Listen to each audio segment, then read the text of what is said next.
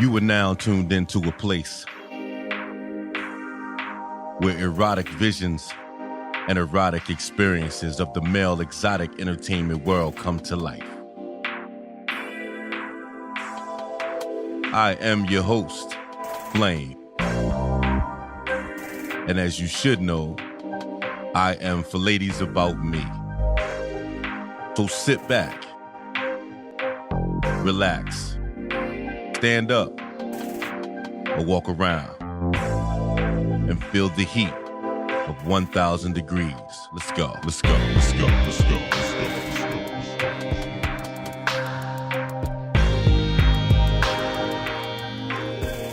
Can you feel it? It's almost time.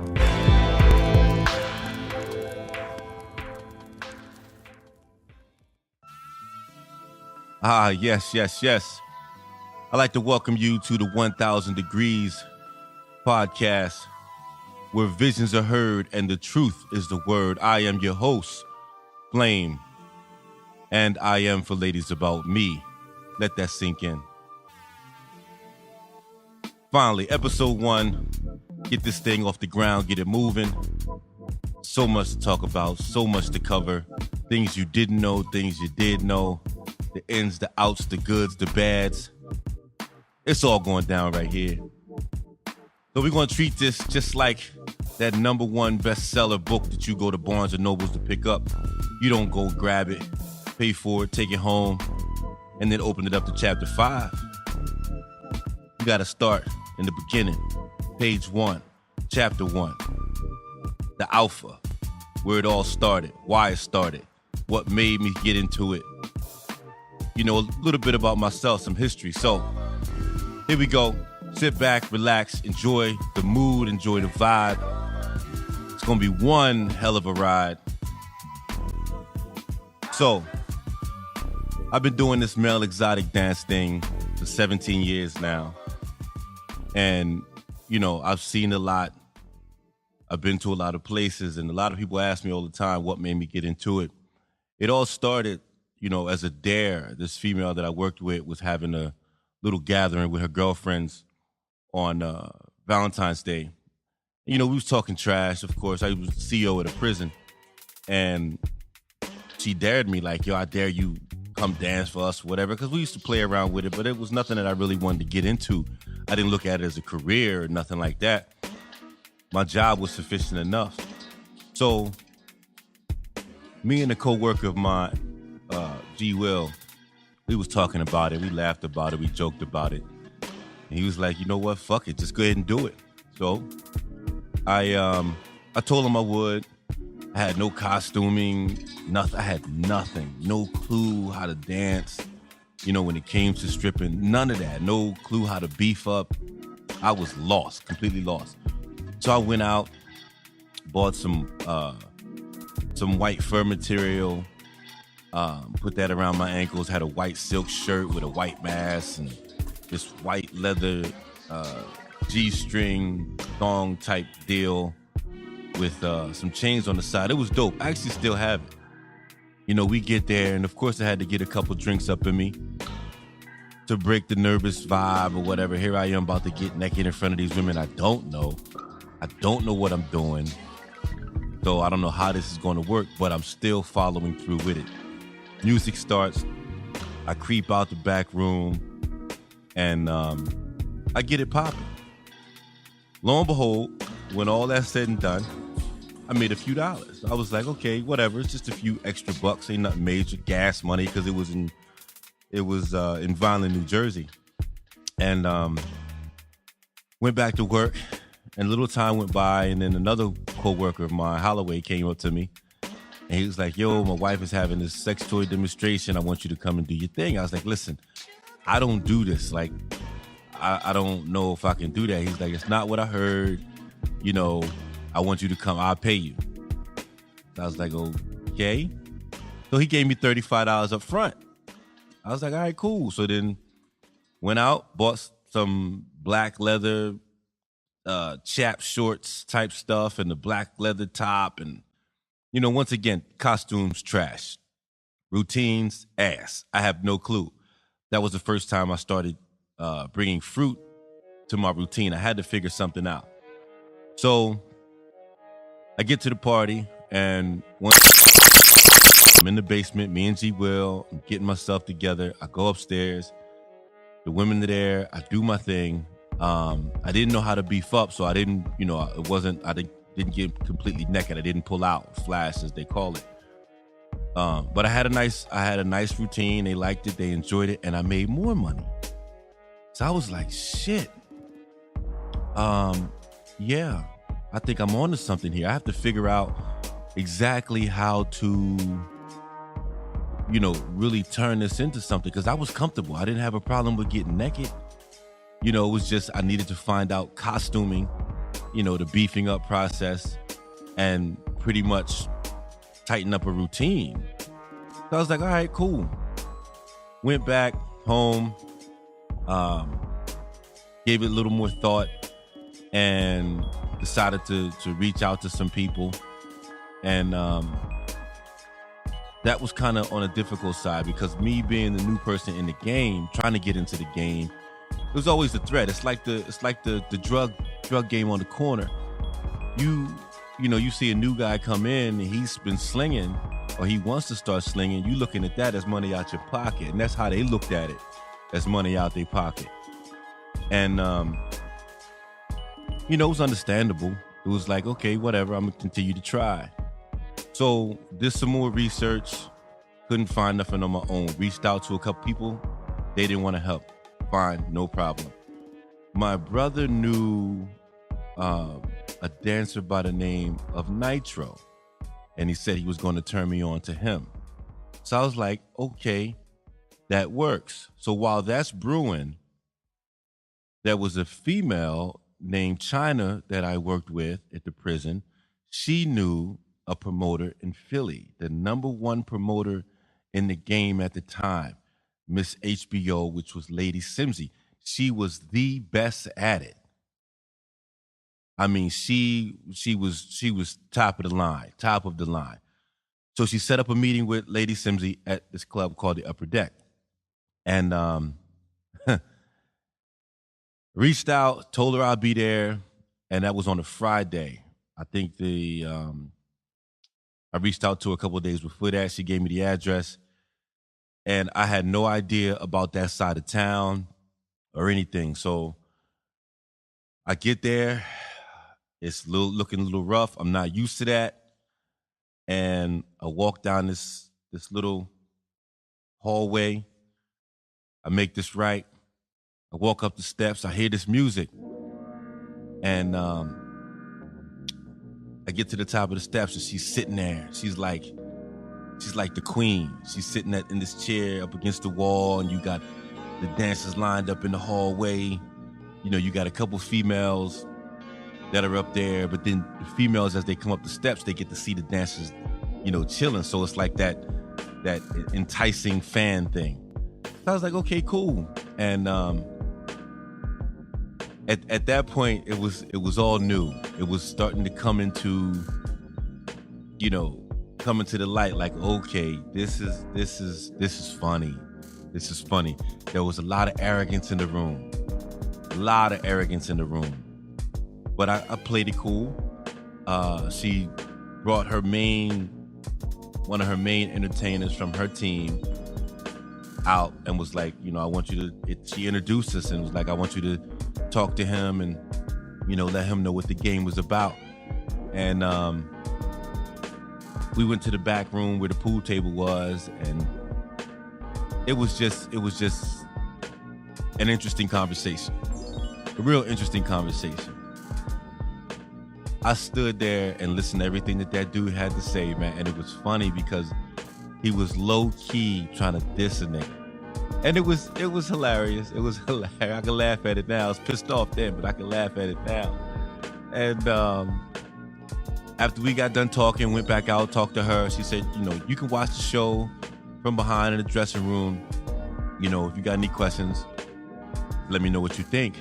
And man, oh man. It was interesting. But just before I get into that, just give me 1 minute. Give me 1 minute, and I'll be right back. The 1000 Degrees podcast has been partnered with Hope Performer Body Oil. Remember, there is always hope. Are you suffering from dry hair, itchy scalp, or dull skin lacking brilliance? There's no need to suffer any longer. There is always hope.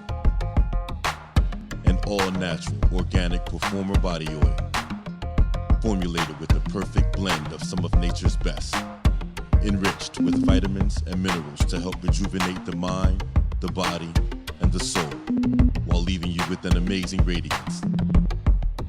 It's not just for you, it's for everyone. Because there is always hope.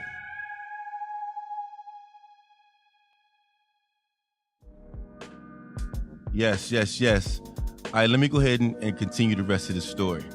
So the show starts, I'm peeking through the curtain, and I see guys in the back by the bar.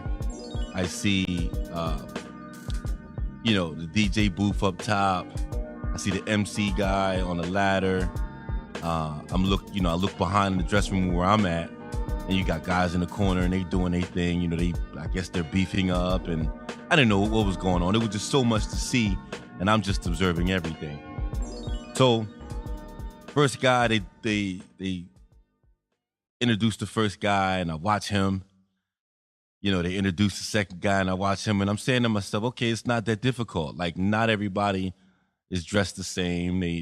They're making money, but they're doing different things. And it's like, all right, cool. They're dancing. The music basically all sounded the same. They would just loop certain pieces of a record over and over and over, and have this crash sound, this loud explosion sound in it.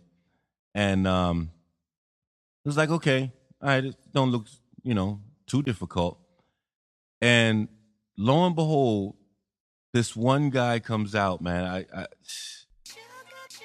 One guy comes out. He has on this peach color leather costume with the cowboy hat and the high boots and the duster. And this man moved like he was skating on ice, man. I can't even lie. Like, to see that for the first time, that was intimidating. His name was Young Rider, and the way he moved to his music, the way he was in tune with the audience was just incredible. It was completely incredible. I did not expect that at all. The first couple of guys, they was cool, but to see him, it just blew my mind. It blew my mind.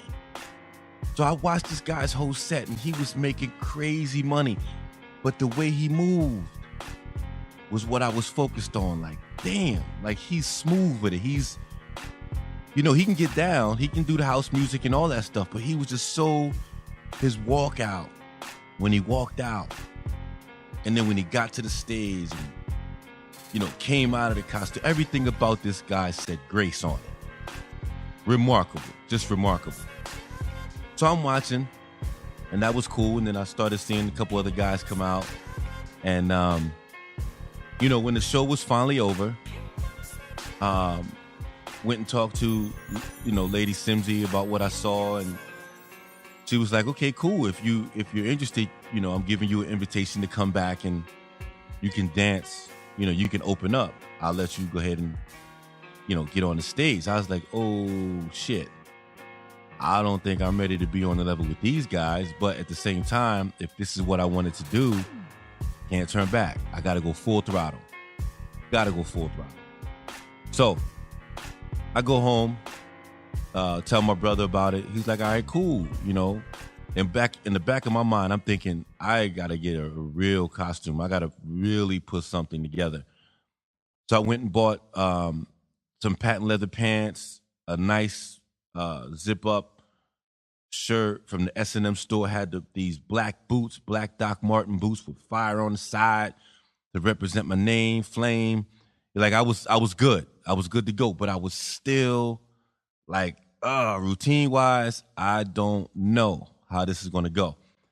And week goes by, that or the time goes, a couple days go by, and I meet Nitro, and I tell Nitro, yo, I got invited to the upper deck, and he kept telling me, yo, just be mindful, those dudes be hating, it's not what you think, just understand anything can happen. So I was like, okay, cool, I keep that in mind.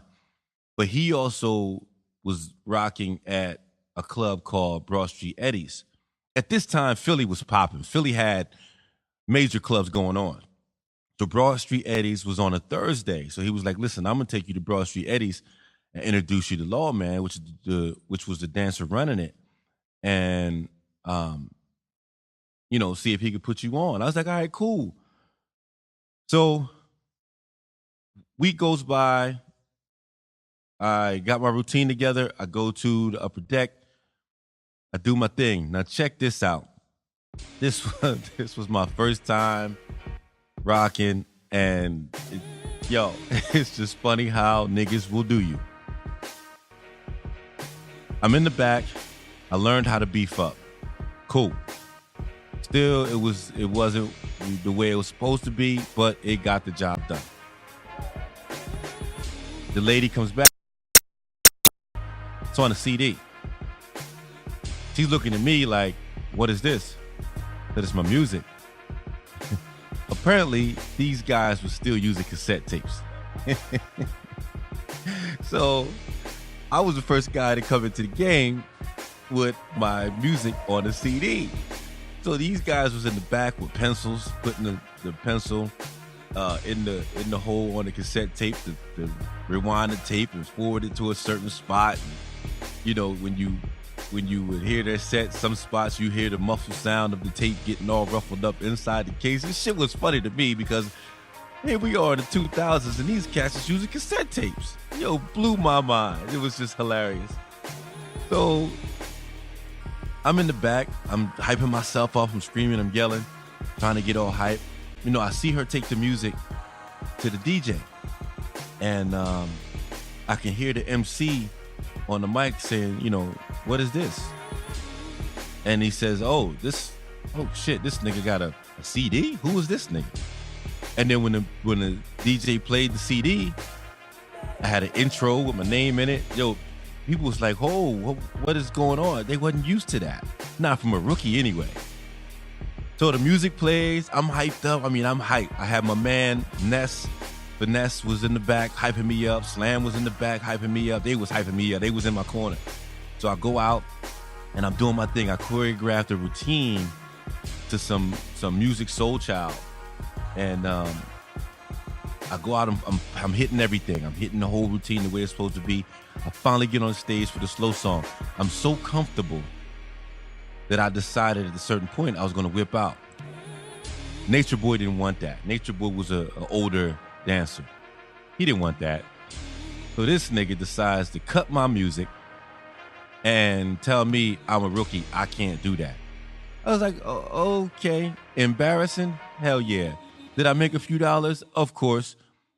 But I was so pissed off about it that he went that route.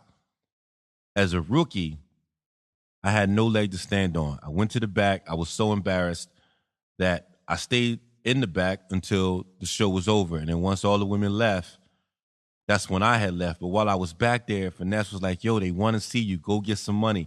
People are asking where you at. They want to talk to you. I was devastated, man. It was just a bad experience. So once the crowd cleaned out, I went out. I talked to Lady Simsy. I thanked her for allowing me to rock there. And that was that, man. I went home and thought about what happened. And it was a lot to reflect on. But at the same time, I knew it was a business that I wanted to stay in. And I wasn't going to let no niggas deter me from getting this paper because I knew it was out there because I saw it. And I knew that the women wanted to see what I had to offer. All right, no problem. On to the next. The 1000 Degrees podcast has been partnered with Hope Performer Body Oil. Remember, there is always hope. Welcome back to 1000 Degrees Podcast. Once again, I am the host, Flame, and I am for Ladies About Me. Let that sink in until you understand what it's about. Where visions are heard and the truth is the word. On with the show. So, as you see, my start was it was random. It was really random. Like I said, I had a full-time job as a corrections officer, and it started as a dare, and I kept pushing, forward at that point once I had my mindset on getting money. They was doing some shady things at the job, and I knew I wasn't going to be there too much longer. So it's like, okay, yeah, I got bills to pay, so I'm going to get this money. And it was something different. What man wouldn't want to be around a whole bunch of women and get paid to take his clothes off? Like, shit.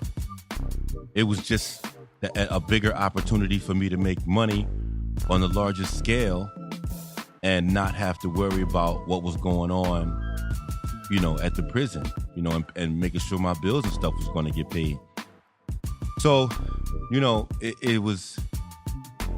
it was a big step, and I'm glad I took that step, because that day, that Valentine's Day in 2002 in that house is what sparked me to be where I am today in the business. 17 years later, nonstop, I've been to East Jablip and back many times over, have danced for thousands of women, has performed in front of one and has performed on stage for as many as 1,000.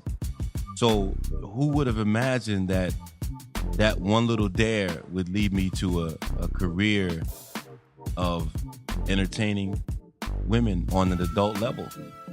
It sounds great. It sounds fabulous. There's a lot of perks in the game. I haven't bought a plane ticket in 17 years. And that's what people don't understand. It's more than just that. It's not just good all the time. There's also the bullshit, which people like to sweep under the rug. You understand what I'm saying? Once again, that's a whole episode within itself. But that's the start. Now, to fine tune that, my style of performing is very seductive. I've never been that guy to jump around. Could I? Of course, I got rhythm. I can move. But to me, it was providing that sexual fantasy to women and doing things on that stage that they were not used to seeing, that they were not used to getting at home. So my thing was honey, rose petals, strawberries, which then turned into chocolate, which then turned into butterscotch, which then turned into caramel, and then you had the peaches and cream. So my thing was edible. My vibe, my mood was bringing edible things to my performance. They were not doing that. When I started, dancers was going out, dancing, and that's it. Pulling out, that was it. So when women saw me, pull out a bottle of Honey Bear honey, and then I pour it on me, and then I got somebody sitting in the chair, and I take her shoe off, and I pour it on her feet and suck it off her toes, and all this money's coming out. That was something new. They never saw that. So that's why I was making the crazy money from it.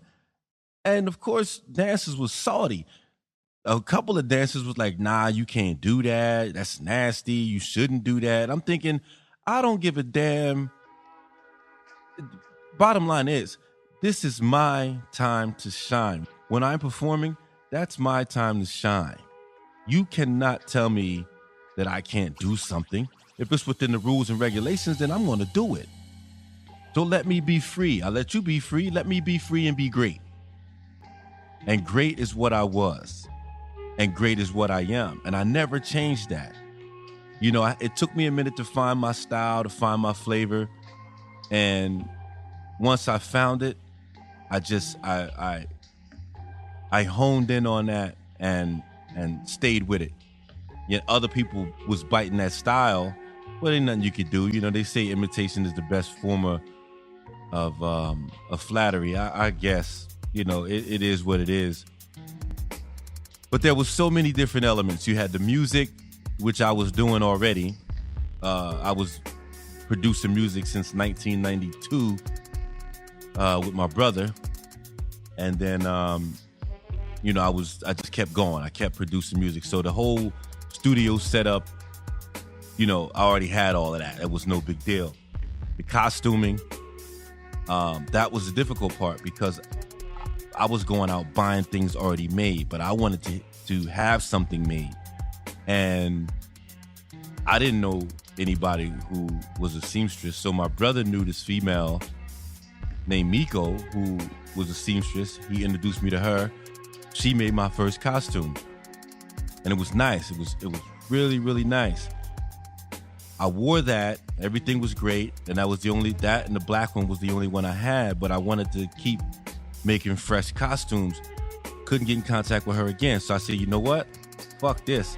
I went out, spent $250 on a sewing machine, went home, broke down some old clothes, looked at it, see how it was made, and I taught myself how to sew.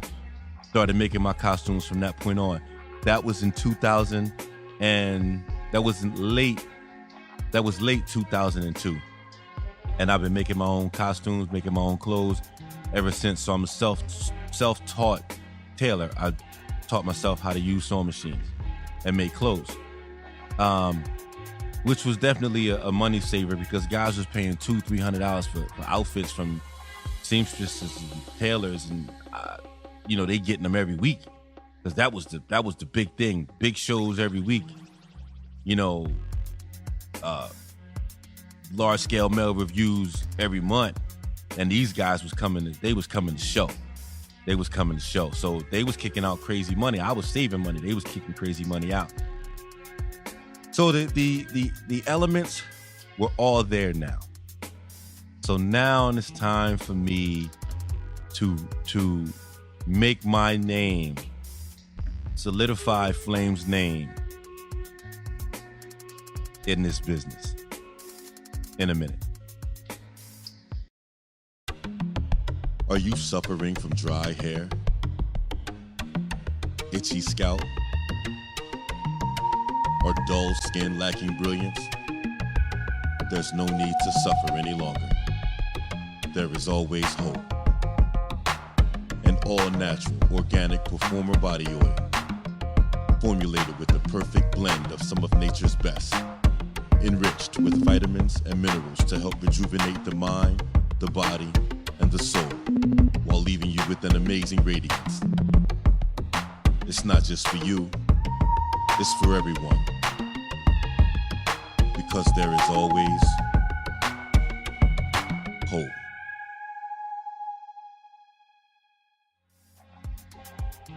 Now, when it came to male reviews in the city of Philadelphia, you could find a place to dance Wednesday, Thursday, Friday, big shows on Saturday, Sunday. Like, there were many places to go to make money on a regular every single week. And if it wasn't in Philadelphia, you had Jersey, you had Baltimore, you had DC. The entire tri-state area was money. So let's focus on Philadelphia. Just to name a few clubs, early clubs that came in later. You had Broad Street Eddies, you had the Upper Deck, you had Club Enterprise, you had Dynasty, Club Third World, Second Cousins, Polaris, Starlight Ballroom, Club Beyond. There was places like Sable Show Bar. We had a couple of shows there. Dowling's Palace, Barber's Hall. I mean, you name it, and we had a show there. Somebody had a show there. And when I say those shows were lit, packed out, it was money making. Once the ball got rolling for me, the money that was being made on a weekly basis was ridiculous. I mean, we was, I ain't gonna speak for them. Let me speak for myself. I was making anywhere from 800 to 15 a week. And that was as a rookie. These other guys was probably making more than that. But as a rookie, that's what I was making. It was free money. Absolute free money that women would just give you. And I'm talking on the weekends, you have 2, 3, 4, 5 private shows. And as a new person, once again, this is still my rookie stuff going on here. I didn't know what to charge. My very first private came within 2 months after I really got into it. And I just threw a price out there and they wanted to pay it. She asked me how much. I said $185, which was so odd. You know, it was such an odd price. I didn't ask nobody what I should charge. I just threw a number out there just to see if she would give it. She says, okay, no problem. Just like that. I was like, shit. You mean to tell me I'm getting ready to get paid $185 to show up by myself in this woman's apartment and dance for her girlfriend and also make tips on top of that for approximately 1 hour? Wow. It's about to go down. Okay. That was a hell of an experience, first of all, but that's like any other private show. You never know what you're going to get. But Broad Street Eddie's, Thursdays, wall to wall, packed, dark on one side, stage on the other side.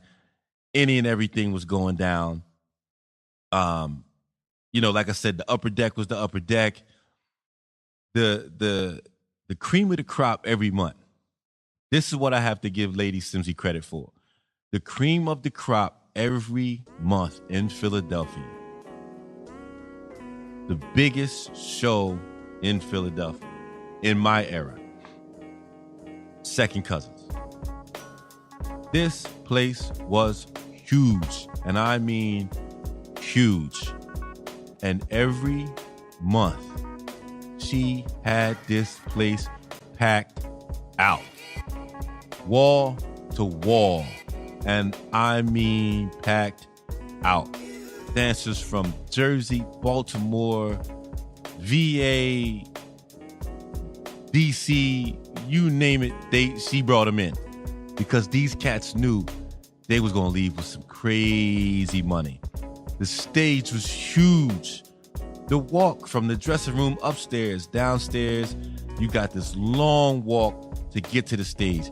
And when the heavy hitters would come out, they had their costumes. They would stop at the bottom of the steps and then do their little thing and then go to the floor and then start walking. These cats was walking on money. I can remember it so clear, seeing the woman throw money on the floor and the nigga ain't even walked there yet. There was a trail of money. So he's walking to the stage, he's doing his thing. He's breaking it down. He's moving. He's performing. By the time this guy hits the stage, I kid you not, he got to have about 500 or 600 already before he even hit the stage. And once he hits the stage and allows everybody to see him, here they come. Here they come. These niggas was making money. And it wasn't just on the performance. It was also on the float. The float is when you get done performing and you work the crowd. That's when you go in the crowd with your shorts on and you give them lap dances and you play around with them. You fill them up and you let them get up close and personal to you. And you go ahead and, you can hand your business cards out or whatever. You just talk shit and they give you a couple $, here and there. You can make crazy money off of that too. So as a rookie, I'm just there observing. Like, Simsy had this rule. You wasn't touching her stage within your first year as a dancer. You had to earn that. She had to feel 100% comfortable and be confident in your performance to hold it down and perform by yourself in front of her audience because it was that huge. She didn't let any dancer get on that stage. These guys were performing amazing sets. Their costumes was amazing. You know, everything about what they had going on was just big time. I guess that's why she was on HBO's Real Sex. But it was big time, and I understood that. I could respect that. I don't know what happened to the business now, you know, all across the board, and we'll get into that. But back then, there was standards. You had to earn your rep. Plain and simple. There was no rookie coming in, getting hot numbers and getting high bookings. And no. That's not how we did it back then. You came in as a rookie under somebody's wing or by yourself, you had to earn your spot. You had to earn your position. I was trying to be pulled towards the Horsemen, which was at the time Finesse and Rue, Babyface, Leo, rest his soul. He was a Immortal TM. Ness was Immortal. They was all Immortal TMs, but then they broke off and made this side crew called the Horsemen. They was trying to pull me towards them. But as a new person, I didn't want to click in with a group automatically. I wanted to make a name for myself. And then eventually, I think my second year is when I joined the group. And that was kind of forced. That was a forced situation.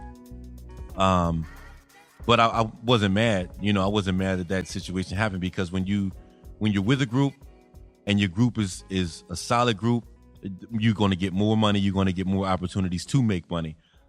And a lot of fans want to be part of it. They want to be part of something. But Lady Simsy had this spot every month, man. And it was just remarkable. It was just unbelievable. Her level of promotion, the team she had, you know, the support that she had was just crazy. So she had that in Upper Deck. So she was killing it. You know, Lawman was killing Broad Street Eddies on Thursdays. You know, every spot was just popping. Every spot was just popping. So my thing was get some business cards made, start passing things out, and, you know, see what happens. The money was in the private shows for me as a rookie. That's where the money was at, because I was fresh meat. And since I wasn't getting that kind of play on big shows, you know, my thing was, let me get into the private sector where women can get up close and personal to me, and they feel a little more special to spend their money and have me by themselves, as opposed to amongst, you know, a whole bunch of other women. It's just me and them, or me and their friends. And I was cool with that. I was really cool with that. So the business, I was learning the business.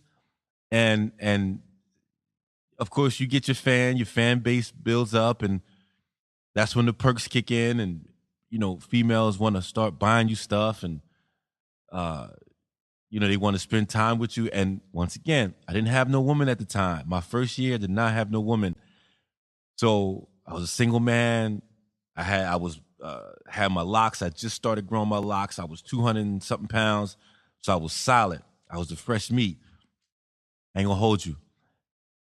Almost every piece of pussy that came my way, I took it. Bottom line. Almost, not all of them, because I just wasn't trying to spread myself around like that.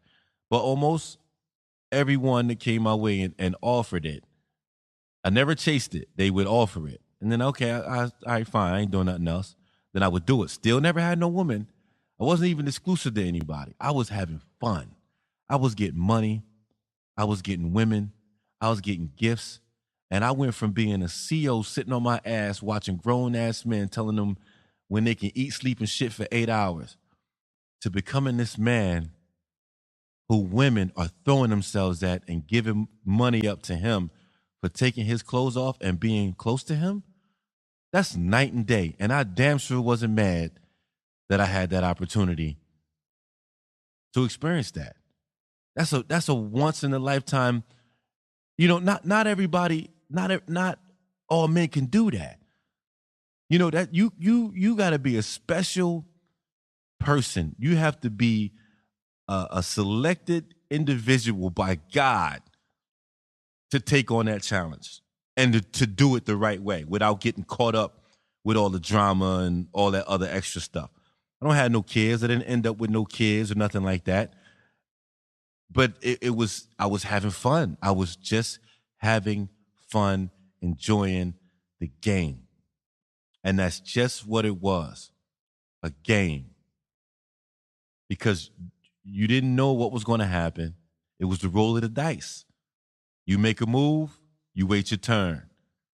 That's all it was. Either you're going to win or you're going to lose. And I was winning. I was not going to stop winning. So many people tried to stop me from winning, but I kept going. I kept pushing.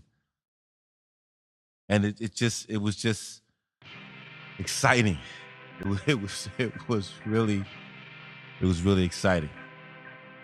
So there you have it. My alpha, my beginning, my chapter 1. I may bring a part 2 back to this because there's so much more to talk about, so much more to touch on. And not to mention,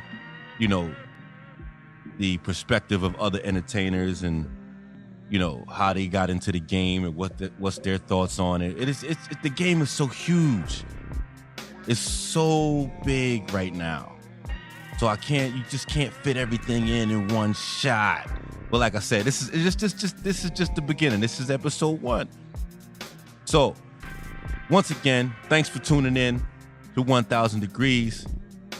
I'll see you on the flip side. Episode 2. Ain't no telling what we're gonna do.